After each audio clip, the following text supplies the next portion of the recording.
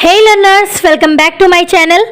Class 12th unit 1 का एक बहुत ही इंपॉर्टेंट टॉपिक है जिसका डेरिवेशन आज हम इस वीडियो लेक्चर में कवर करने वाले हैं। टॉपिक है electric field due to an electric dipole. इससे पहले भी इलेक्ट्रोस्टैटिक्स यूनिट से मैंने कई अदर्स टॉपिक पे वीडियो अपने चैनल पे कवर किए हैं, जैसे कि Coulomb's law, electric field due to a point charge, Coulomb's law in vector form. इन सब पे भी मैंने वीडियो कवर की हुई है, आप उसे भी चेकआउट कर सकते हो। खैर, इस डेरिवेशन को हम देखते हैं इस वीडियो लेक्चर में और स्टार्ट करते हैं। यहाँ पे आप डायग्राम देख रहे हो, मैंने बनाया हुआ है। ए और बी, पॉइंट ए और पॉइंट बी यहाँ पे मेंशन किया हुआ है। पॉइंट ए बी क्या है? एक इलेक्ट्रिक डाइपोल है। क्यों है इलेक्ट्रिक डाइपोल?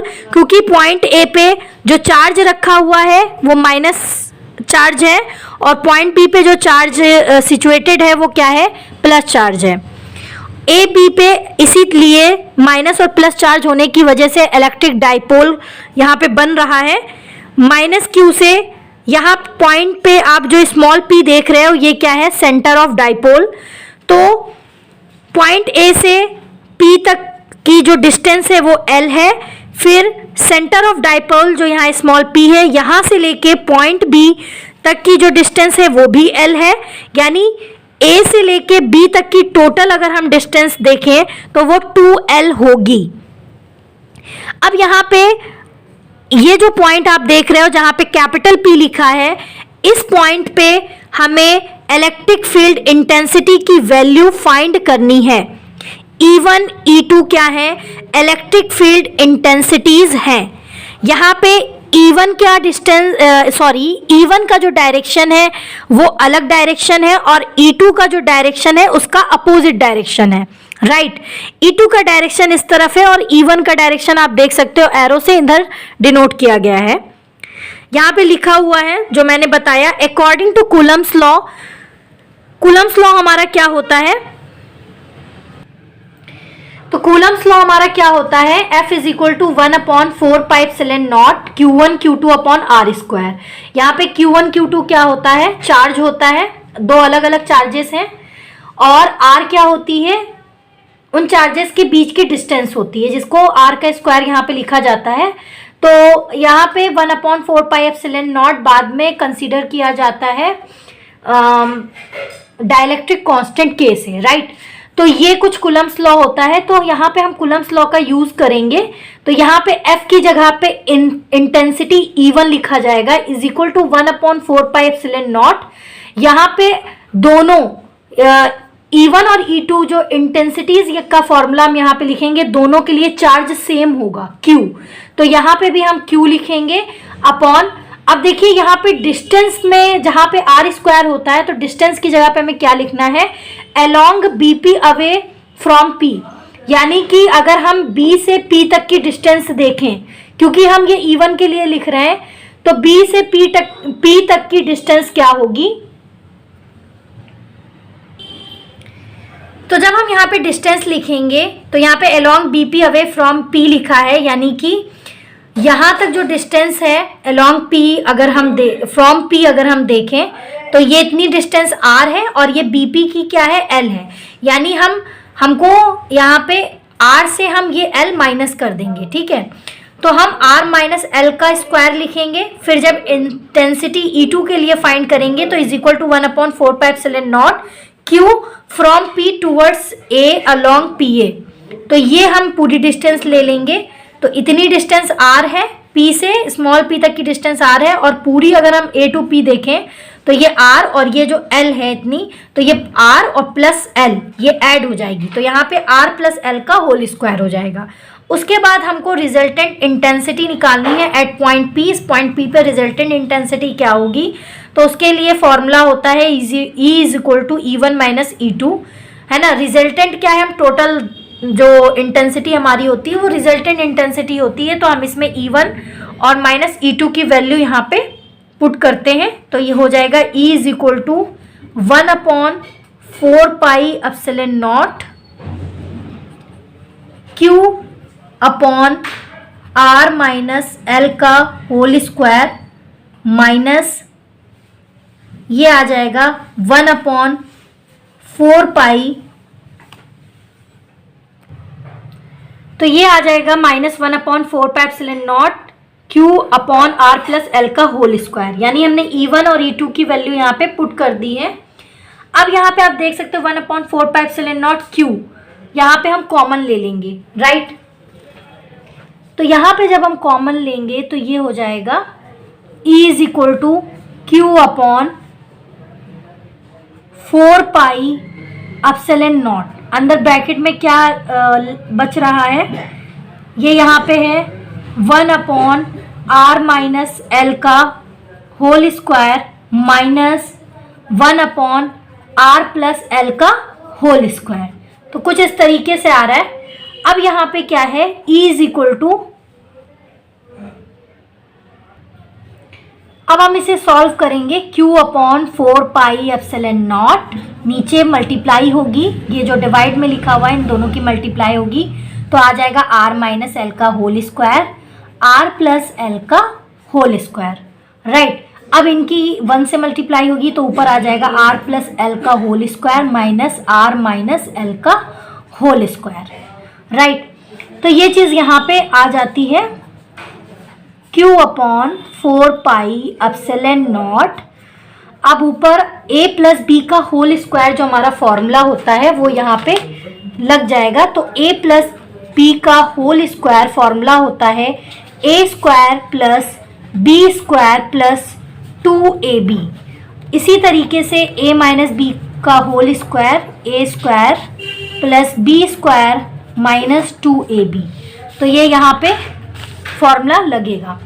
तो A प्लस B का होल स्क्वायर यानी कि R square plus L square plus का 2RL, ठीक है। अब इस पे फॉर्मूला होगा तो ये हो जाएगा R स्क्वायर प्लस का L स्क्वायर होगा, बट बाहर माइनस है तो ये आ जाएगा माइनस का L स्क्वायर माइनस का 2RL होगा, पर बाहर माइनस है तो ये हो जाएगा प्लस का 2RL।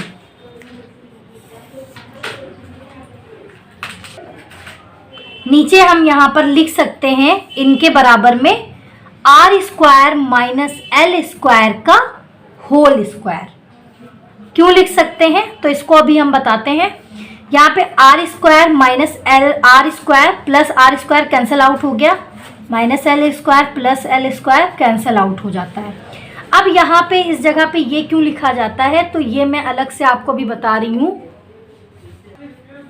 तो यहाँ पे R माइनस एल का whole square, R plus L का होल स्क्वायर, इसको सॉल्व जब किया है तो कुछ ऐसा आया है। यहाँ पे मैंने ये लिखा है ना। तो हम इसको पहले ले लेते हैं और इसको सॉल्व करते हैं। तो यहाँ पे देखिए A माइनस बी का होल स्क्वायर यानी A square minus B square, sorry A square plus B square minus का 2AB, ठीक है। फॉर्मूला यहाँ पे मैंने डिफाइन कर दिया। फिर है A square plus B square plus 2AB, right.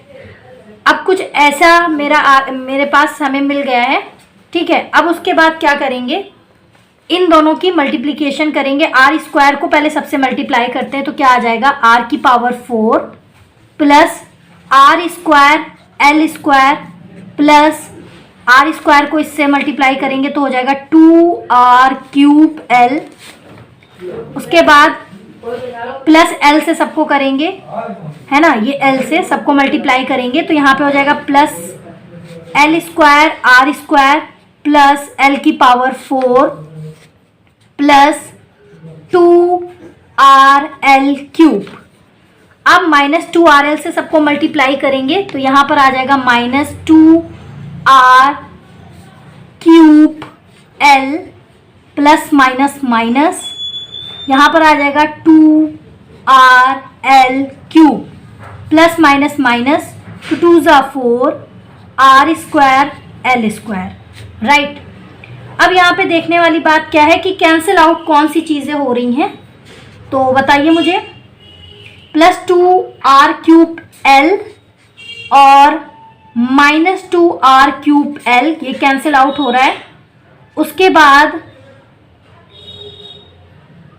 क्या कैंसिल आउट हो रहा है यहाँ पे, प्लस का 2RL क्यूब माइनस का 2RL क्यूब, राइट। तो ये चीज़ यहाँ पे कैंसिल आउट हो रही है। अब क्या यहाँ पे बच रहा है, लास्ट में क्या रिमेनिंग है, आर की power 4 plus are square L square, फिर यहाँ पे वही चीज़ है l square are square plus l की power 4 minus 4 r square L square, right. तो यहाँ पे क्या हो जाएगा, आर की पावर 4 प्लस एल की पावर 4, ये हमने यहाँ पे लिख लिया है। अब देखिए plus are square L square plus L square are square, यानी कि क्या हो गया 2 प्लस का 2 आर स्क्वायर एल स्क्वायर और माइनस का 4 आर स्क्वायर एल स्क्वायर है।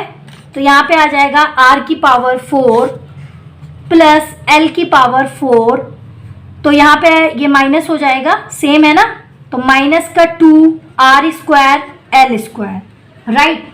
तो क्या हम इसको ये नहीं लिख सकते हैं R square minus L square का होल स्क्वायर, क्योंकि जब आप इसका फॉर्मूला यहाँ पे इसका फॉर्मूला लगाओगे माइनस, तो यहाँ पे R square minus L square का होल स्क्वायर, ये यहाँ पे क्लियरली आ रहा है answer.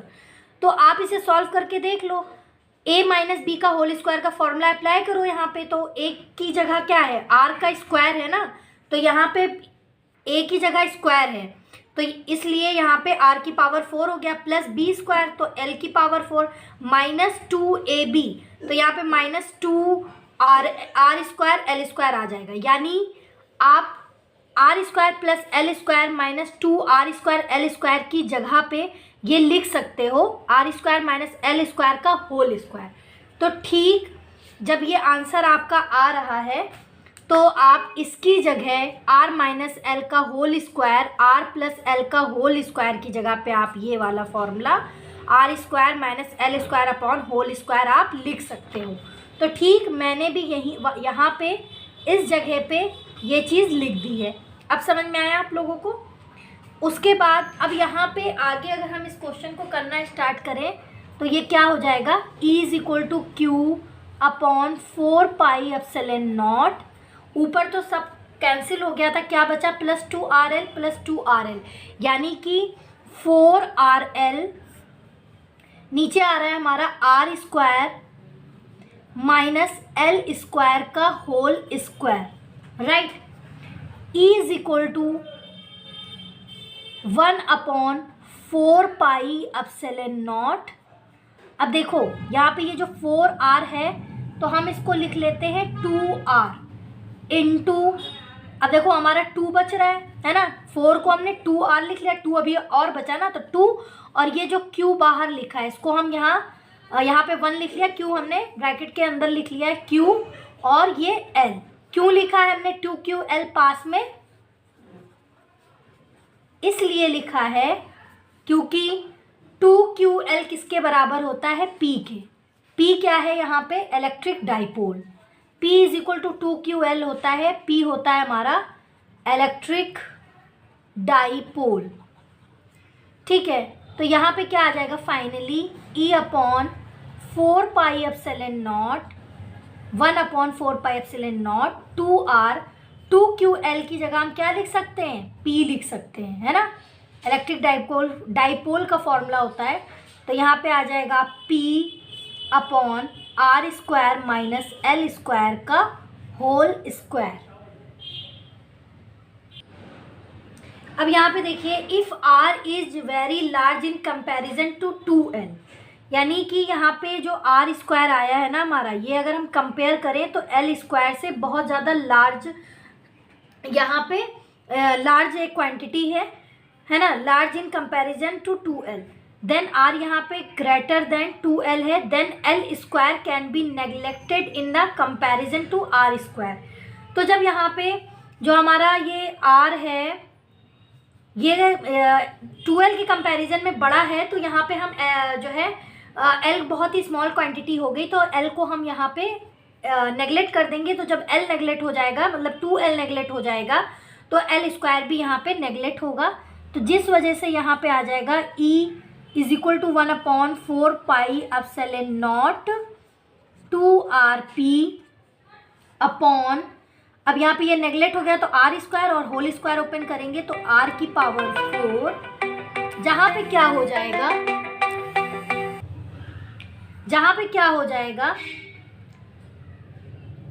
E is equal to 1/4 pi epsilon naught, R की पावर 4 से एक आर कैंसिल हो जाएगा ऊपर, तो यहाँ बचेगा 2p upon R cube.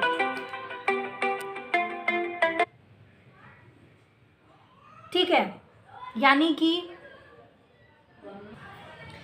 Electric field due to an electric dipole का फॉर्मूला आपका फाइनली ये प्रूव हो चुका है। E is equal to 1/4 pi epsilon naught into 2p upon R cube.